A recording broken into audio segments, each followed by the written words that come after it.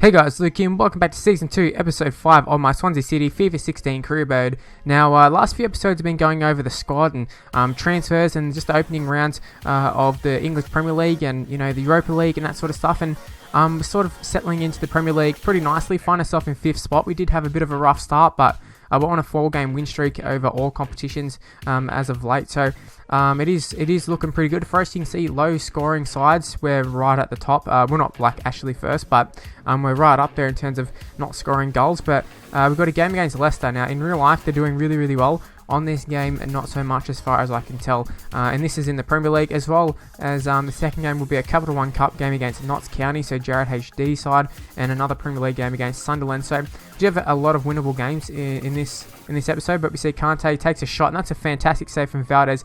He is a man who I've been not talking smack about, but just saying how he's a little bit of a disappointment as of late, or so far I should say.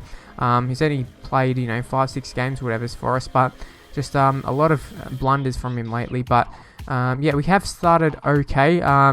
Leicester had a few chances to start off with, but like I said, good saves from Valdez and that sort of stuff. And we're just looking to ease into the match. They started out strong. It's just for us to withhold the pressure, and we did it very, very well. We withstood all their chances initially, and we come up with a goal, sort of against the run of play. I wouldn't say completely against the run of play, but I suppose when you look at all the highlights that we've shown so far, that was probably our first chance. And the second chance falls to John Joe Shelvey, who shoots and scores there. Correa set him up perfectly, but that was a great little run from John Joe. He is more of a deep line playmaker for us. He is essentially in the CDM role, although he's not a CDM. And I mean, stats wise, we haven't really got, apart from Jack Cork, I don't even know if Jack Cork's that good of a CDM. We don't really have a straight up defensive midfielder, and I'm not really sure I want someone to just basically be a CDM. I mean, you could get a player like Lucas Leiva or someone, but I mean, they don't contribute too much to the attack. And the side I want everybody to be pretty good on the ball and be able to just keep the ball moving. I think our side's good because we all have, all the players seem to have a pretty good motor, pretty good work rate, and just keep having bodies in motion. It's working out very, very well against Leicester City here. Correa cuts back inside, takes a shot, and I think that might have been going in. The keeper did have a pretty good save going there. I mean, he took a huge dive, but I do believe that probably would have found itself in the back of the net had the ball not been blocked. But we are looking for that third goal. Icardi, I don't think he's scored yet for us in the Premier League. He probably has actually, but he hasn't scored too many. But he's found himself in some decent positions. But it is Correa taking all the plaudits, at the minute. But I think he plays a huge part in why Correa is finding a lot of space. But that's a beautiful ball there through to Mbolo. They did sign him for, I think it was something like 12 million. By the time I had sort of realised, Mbolo, I could sign him. He obviously was already signed with Leicester, so we got a bit of a marquee signing there. Jamie Vardy on the bench, but I think in this save, Jamie Vardy is actually very shit in this game. Like, I think 72 rated or something. But he is on the ball. We know he definitely is rapid. It's just the everything else was kind of lacking on the game. I'm not talking about real life, just on this game. And thankfully his shooting boots weren't on, and it wasn't real life Jamie Vardy, because they probably would have scored that chance. But you can see they're getting a lot of bodies forward, which is sort of troubling us a little bit. But at the same time, it allows us to sort of switch our game plan from being a possession-based game to being a counter-attacking. See here, setting up the sweaty goal, Rafinha across to Icardi, and Icardi scores his first goal of the game. That's his first goal of the Premier League season, so he hadn't scored up until that point. So I was right initially. I shouldn't have backtracked on my statement earlier. But Leicester, they definitely were pushing ahead, and I suppose they've got nothing to lose at the moment. They're down 3-0, and what a shot that was from Mbolo. That shows why we did look at him. We probably were right to think that he might be a good signing. It's just unfortunate Leicester end up getting him first. But I mean, Icardi's been a really, really good signing, and Ayoze hopefully over time will prove to be a pretty good signing. But Correa tries to square it back there, and it doesn't go to the right player. That's not who we'll aim to, but Sigurdsson does incredibly well there, as well as Correa, who gets the ball back and going to lay it off to Carlos Eduardo there. Fake shot, looking for another pass. Zuccolini pushed up, and Carlos Eduardo gets the ball, and what a pass that was by Zuccolini. I can't believe he got it through there. Now, if I had sort of remembered, I would have showed a replay, but I think I might have skipped through it, so there was no replay to be seen. But that was just a great little goal there, and 4-0 is how it finished. You saw at the start of the episode, they're saying, we're one of the lowest scoring sides in the whole competition, and to that I say, get stuffed. We're going to be scoring goals this year. Just give us a little bit of time. It's only been 5 or so games, or now 6, and you just seen what we can do against some of the lower sides. And like I said, Leicester in real life is a good side. On the game, not so much.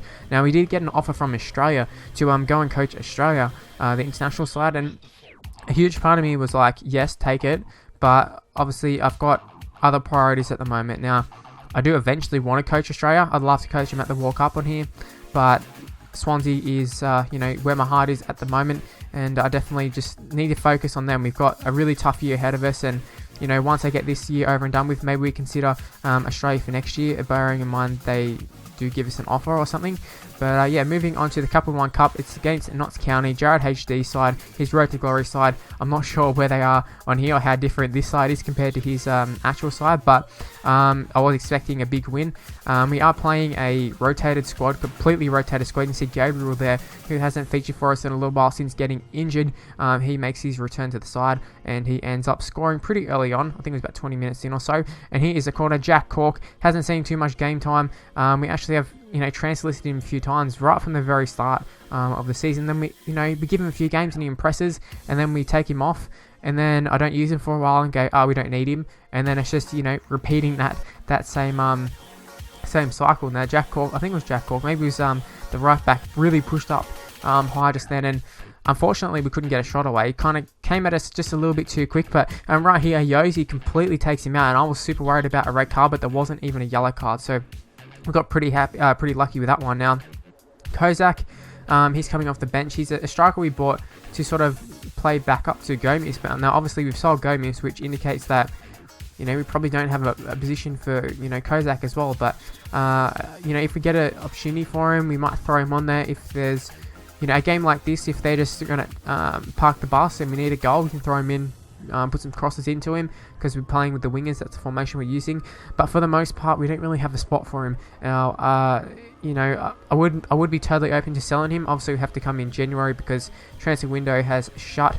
And also I should mention Anderson. I think he might have played a few games in the back end of last season. Just come on as a sub, but he is a guy from Youth Academy and actually seems like a pretty decent prospect. I believe he's got a potential to be in the 90s. Now, I don't usually talk about potentials that often in proper players, unless I'm just saying in general, like Rafinha. He seems like a good prospect who'll have lots of potential to be great in the future. But I don't want to talk about players like 85. They've got an 86 potential. I want to get him, but these players, Youth Academy, they're a little bit different because we get shown their potential, so that's the reason I'm doing that. So it's just something I mentioned in the past, and I thought just give a little quick explanation. Now Sigurdsson, he finds himself on the ball there. I think it was Rafinha who put him through, but that was a great little ball there, and I wasn't sure if Sigurdsson would have the legs to get through. He's not the fastest, but one thing we have worked on with Sigurdsson over the last year or so that I've been in charge is just ball control, and he makes up for his lack of pace with just being able to beat the players just purely with ball skills. But we're going to overlap and run there. Sigurdsson yet again, he is going to cut back inside there, and he will take a shot, but it is blocked.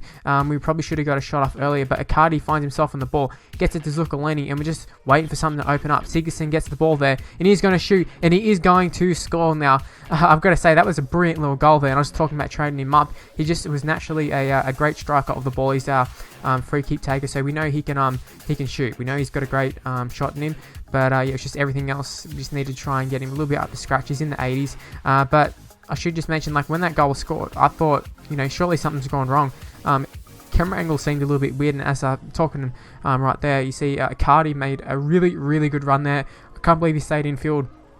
But there was a cross there to Correa, who scored in 45th minute goals. Absolutely killer. I know exactly what it is. You've been on the receiving end, especially in in FIFA it's a little bit different, but I remember in Football Manager, if I concede a goal, it's just like, it's like getting stabbed in the heart. It's just like, oh man, the game is like going to be completely different, and you got to sit on the halftime break and just think about that goal. But I got to say, Sunderland did come out fired up in the second half. You saw they scored pretty much immediately. One of the first times they had the ball, probably was the first time they had the ball, and it's up for us to sort of just try and make sure there wasn't a huge bit of momentum. Now there was a free kick which results in Sigurdsson taking a shot, and it actually was a pretty decent shot, and the keeper should have really caught it comfortably. I think it was Pantilimon or whatever his name is, but as a result of that corner, I think it was Dragovic ends up scoring from a header, And yeah, that's one of the first times I've scored probably from a header. We don't score too many headed goals, let alone 2 this game, but especially from corners.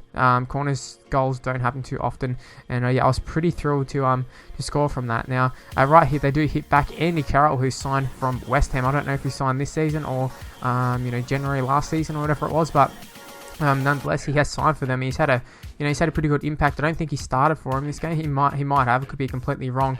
But yeah, he scored a goal, and it was pretty poor work from centre backs or whoever it was in the middle.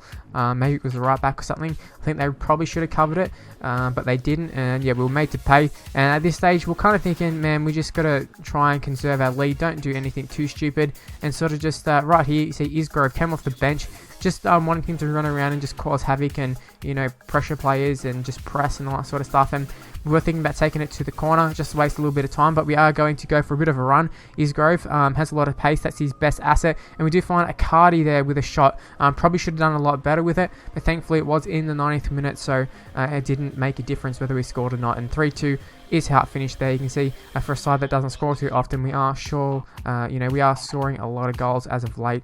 And Gabriel, Icardi, Correa, Ayoze, definitely good strikes we've got to work with. So scoring goals should not be a problem in the future. And speaking of another striker, Libor Kozak, man I was talking about, you can see here saying that what we said in the contract, which I think was maybe a squad rotation, is not being fulfilled. And to that I say, you can leave if you want. I don't really care for you, and you're not very good. You've been terrible for us, actually, in fact. Anyways, that's where the video is going to end. Hopefully you did enjoy it. If you did, please leave a like, subscribe to my channel, follow me on Twitter at Mr. Luke MIT, Facebook page in the description below, and I'll see you for my next video. Bye guys.